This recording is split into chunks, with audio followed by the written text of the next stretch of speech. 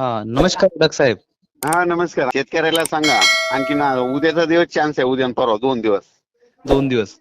म्हणजे 8 तारखेपासून ते 13 तारखेपर्यंत राज्यात दररोज वेगवेगळ्या भागात अवकाळी पाऊस येणार आहे. सगळ्यात जास्त पडणार आहे पूर्व विदर्भ. गारपीट बी होणार आहे, पाऊस बी पडणार आहे, वारा विजेसहित पाऊस राहणार आहे भाग बदलत.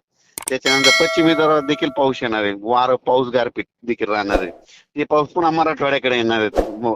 मराठवाड्यात थोडं प्रमाण कमी राहील पण पाऊस कन्फर्म राहील.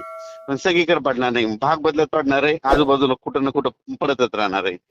त्याच्यानंतर ते पाऊस उत्तर महाराष्ट्राकडे येणार आहे, तिकडे देखील पडणार आहे, भाग बदलत पडणार आहे. आणि पश्चिम महाराष्ट्र देखील पडणार आहे, कोकण पट्टीकडे देखील पडणार आहे. आणि नेमकं काय झालं, शेतकऱ्याचा कांदा काढणं चालू आहे, हळदी शेतकऱ्यांशी दिल्या. शेतकऱ्याला माझी आपलं तळमळीची विनंती, तुम्ही तुमचा हळदी कांदा 8 तारखेच्या अगोदर काढून झाकून ठेवावं, गोळा करून ठेवावं. 8 तारखेच्या आत. हो. हो, आणि सर जिल्ह्यावाईज सांगाल का, थोडीशी माहिती द्याल का, म्हणजे कोणत्या जिल्ह्यात? बुलढाणा जिल्ह्यात पण पाऊस असणार आहे, अमरावती जिल्ह्यात असणार आहे, अकोट जिल्ह्यात देखील पडणार, जिल्ह्याच्या भागात पडणार आहे. त्याच्यानंतर वर्धा, नागपूर, भंडारा, गोंदिया तिकडे तर जास्तच पडणार आहे. वाशिम जिल्ह्यात आहे, हिंगोली आहे, यवतमाळ आहे, पुसद आहे, नांदेड जिल्ह्यात आहे, परभणी जिल्ह्यात आहे, जालना जिल्ह्यात आहे, संभाजीनगर मध्ये आहे, नाशिक आहे, उत्तर महाराष्ट्र, धुळे, नंदुरबार, जळगाव देखील तिकडे पडणार आहे. नगर जिल्ह्यात देखील आहे, सांगलीकडे, सोलापूरकडे, पंढरपूरकडे, लातूरकडे, बीडकडे, जालना देखील आहे.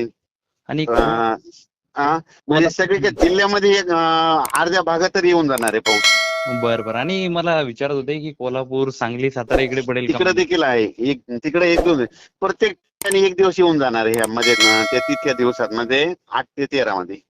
बरं चालेल डॉक्टर साहेब. आणि आपल्याला अजून देखील सांगायचे की आपण उमेदवारी जाहीर केलेली आहे परभणी जिल्ह्यामध्ये. हो, मी खासदारकीला उभा राहिलेलो आहे.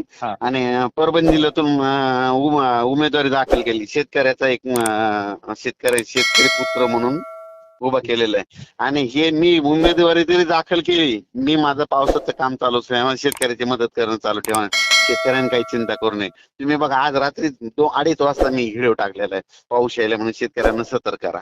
हो, बरोबर. म्हणजे खासदार जरी झाली तरी समजा तुम्ही आपल्या शेतकऱ्यांना मदत करत राहा. खासदार जरी झाले तरी चलत शेतकऱ्याला सांगत जाईल, पाऊस येणार, तुम्ही तुमची काळजी घ्या.